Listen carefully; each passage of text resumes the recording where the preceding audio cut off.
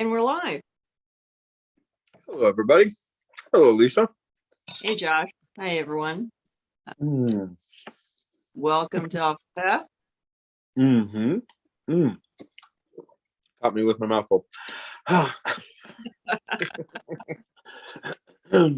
Oh, I think this is an exciting episode of Dark Ozarks, and not just exciting because I have lots of coffee. That always helps, but it does help. But we just concluded a boots on the ground investigation, the borderlands of the Ozarks. yes. And no, it's not as though we haven't done investigations in the past 2 years. Right. We have. We've done a number. But this one seemed a little bit different and a bit more comprehensive. Yes. I agree. Plus, for both of us, first time investigating in Alton, Illinois. Yes, very first time. And Alton has developed a bit of a reputation. It has in recent years. It's sort of a haunted destination and as one of the more haunted cities in America. It has. And this is something, an aspect of this that I think is worth delving into a little. Certainly in the latter half of the 20th century, I think, with a few exceptions, the idea of paranormal tourism might have caught some people off guard. Yeah, other than a couple of examples like Salem. Yeah, the sort of a pre-internet, pre-reality TV show era, and quite frankly, an era, what I would say, kind of the end of the spiritualism era until just very recently. Folks didn't want to talk about this sort of thing, even to the point, and we still get a little bit of this. It's definitely diminishing, but the idea that, like, if there's something haunted, don't say anything about it. It will scare the guests off. Right. And but that's not true anymore. No. We've seen this transition to the point of quick, be sure to tell everybody that's haunted so that the guests will come. Exactly. It is going that way. Mm-hmm. I don't know why I couldn't have picked something easy like potato chips. So, marshmallows. But it is also, and Salem certainly, for the United States, Salem, New Orleans, Savannah, those tend to be the locations that I think have such societal and cultural, Sleepy Hollow, Tarrytown, cultural resonance, that it was within those spaces. It was, in the 70s, 80s, and the 90s, it was okay for those places to be haunted. Yeah, we just don't want, like, our hotel to be haunted, that sort of thing. It's kind of like going to Disneyland. Yeah. Yeah. And you just don't want Mickey Mouse to follow you home. So many levels. Won't be able to get the It's a Small World song out of my head, or any of yours either, and you're welcome for that. So we've seen this very rapid transition. I think it's positive. I think it's a positive balance.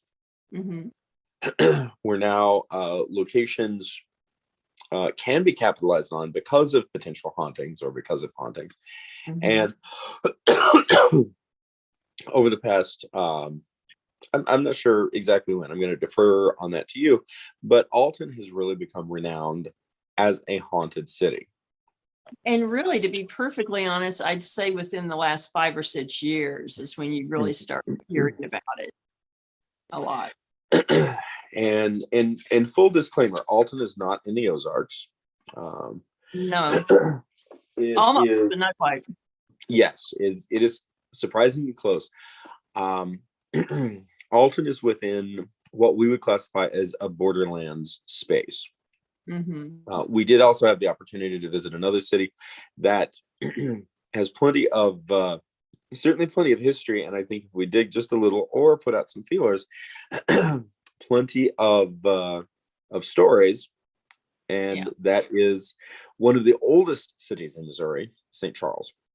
Yes, and actually, both towns are absolutely beautiful. Yes. Forget to get this. And I, first of all, in this regard, I cannot recommend enough visiting Alton. Same. Go for the pie, stay for the ghosts, or go for the ghosts, stay for the pie. Does not make a difference. Either one is amazing.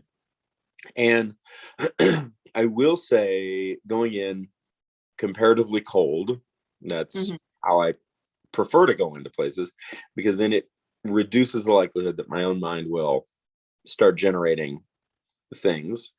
That certainly for me, there was a level, not a high level, but I would say an existent level of skepticism, saying, is this space really gonna, and I'm not just talking about our investigation location, but I'm just talking about the town as a whole. Is it going to live up to it? Yeah. I would certainly say yes, it does. Me too. And I'm very happy to say that, because sometimes places don't. And I guess we should say we investigated Mineral Springs Inn, which has been featured prominently on TV shows, etc. And again, in those situations, I always go in going, is it as good as what's portrayed? And our experience was, yeah, it was. Yes. I certainly do not have any reservations about saying that Mineral Springs Hotel is quite haunted. Same. Well, you had your own experience. You were touched. And saw things, and so did you. Yeah. And Yeah. got some very interesting findings. Some of our research is still under review. Right. But I have no problem saying Dark Ozarks has been to the Mineral Springs Hotel, and yes, it is quite active. Yes, it was very active the night we were there. So, boy, howdy! And as we go, we'll get into those details. And I'm thrilled. I'm looking forward to doing more and more stuff like this. This was my first travel to doing a late night or overnight investigation. I loved it. Well, and this was different for you, going somewhere else where you really didn't have, someone didn't have a connection to the location or a background already there. This was cold for everybody. It was, and I think those experiences are good. Of course, we've done a number of investigations at the Old English Inn in Hollister, Missouri. But full disclaimer, for me, I live a mile up the hill. Right. If I wanted to walk on Highway BB, I could walk to the location. Not that creates or diminishes a haunting. Unless I'm the spooky one that's haunting the place. But it's certainly not me getting out of my comfort zone or going into a location cold. That's true. And it's a different experience. And when there is activity, particularly when it's not necessarily expected, it's makes it very interesting. Would you like to share your close and personal experience? Yeah, I can definitely can. A couple of of points. One, the I'm trying to think essentially the white mist. Mm-hmm. That one was was very, very interesting.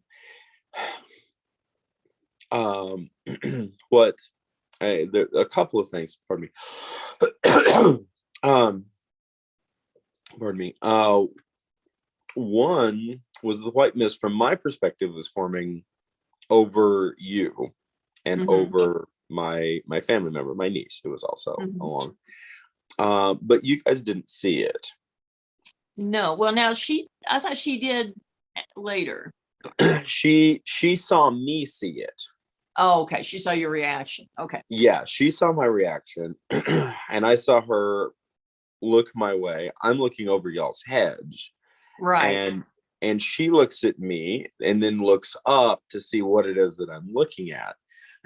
Doesn't see anything. I'm seeing it formed. Mm-hmm. I can't use the word forming because it was simply there. Right.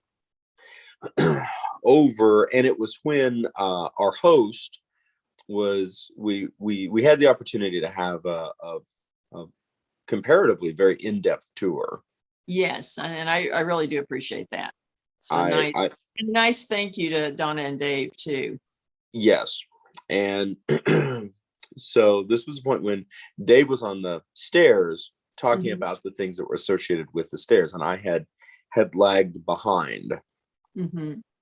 And so I'm coming up to the stair area in the back of the well, mid back of the section of the hotel, and see essentially what looks like a cloud of drywall dust, and that is not moving, and it is in the stairway over, against the ceiling.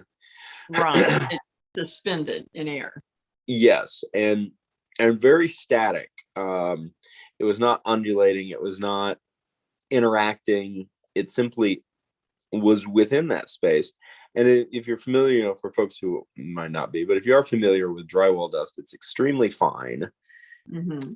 And it's one of those things, it's like you blink and you know you're seeing it, but it's so fine that you need to check. And Right. this was just a few seconds or a few moments after. There's several hotel rooms there that are blocked, Mm-hmm. and they are blocked with drywall. Yeah. And so I was back by those doors. So when I first see it, I'm seeing drywall next to me, drywall, and what looks like drywall dust. Um, except first of all, there's no dissipation. Yeah. And I blink and I look and I blink and I keep looking, and my niece sees me looking and she looks at me, and then she looks up. She doesn't see anything. I'm going back and forth. And then, say 45 to 60 seconds into this, then I blink and it simply isn't there. Right. But it lasted quite a time. It did. It lasted long enough for me to really and just sort of stare at the space and realize I was seeing something. Something was very static. I was not drifting. There was No. no, and there wasn't anything to have caused a cloud of drywall. Nobody had been doing construction, etc. There Right. was some drywall No there. one was still walking through. I mean, walking at that point to even kick anything up if there was anything there. No, and my general assumption is that if we were moving around to stir things up, this would be something that was moving. Mm-hmm. And it was not. It was completely stationary. It wasn't there. Then it was there for an extended period of time. And then it very much wasn't there. And at the end of that, I'm going, interesting. And then there was, of course, also the chair. Yeah. And I find that very interesting too. I do. Because these portions of Mineral Springs Hotel are used by investigators, there are random chairs Mhm. for Sitting around, folks. Yes, and there was so it is also important. This was not an antique chair. This was not a spooky chair. It was just a chair that was on the second floor Mhm. from the roadside Mhm. or street side. Uh, that pardon me. First of all, my niece actually pointed out that she felt very creepy about it. Mhm. Yeah, she She was did too. she was very unsettled by the chair. She was initially very interested in the chair, and then found the chair unsettling. Mhm. And if memory serves, I went and sat in it. Yes. And the the process of this is I'm sitting in the chair, and then I really get the distinct idea that I probably should no longer be sitting in the chair. And you stated that, in fact. Yes. And and I stand, and essentially what feels like, I guess for lack of a better word, a chill, Mhm. but a chill that starts within the body of my calf muscles. Mhm. Is not an external, like, and it's not a temperature related response. No. A resonating or vibrating chill. And what was particularly notable to me about it is that it feels like it's beginning really just above my ankles, Mhm. and from the inside out, Right. but from the inside out evenly in both my calves at the same time. So, I mean, you had some experience. We're being signaled to kind of wrap up here for our other live show. Yes. Um, and so we do invite, there will be a extended discussion Mhm. pre-recorded that'll be going up on this too. But suffice it to say that I also had an experience where um, I was definitely touched. Yes. Yes, you were. Um, to the point of my head going back and going Yeah. down to my. Yes. Yeah. Yeah. It was um besides uh, some very interesting clairsentient impressions within space, um very, very strange EMF, Mhm. and then three distinct experiences, one visual and two physical. We endorse it. Yes. all with most of it happening within about an hour. Yes, yes, it was not spaced out. So No. that's our impressions, everyone, and we'll have a video uploaded probably tomorrow with more details on the investigation. And we appreciate y'all. Thank you. Absolutely. Thanks, everybody.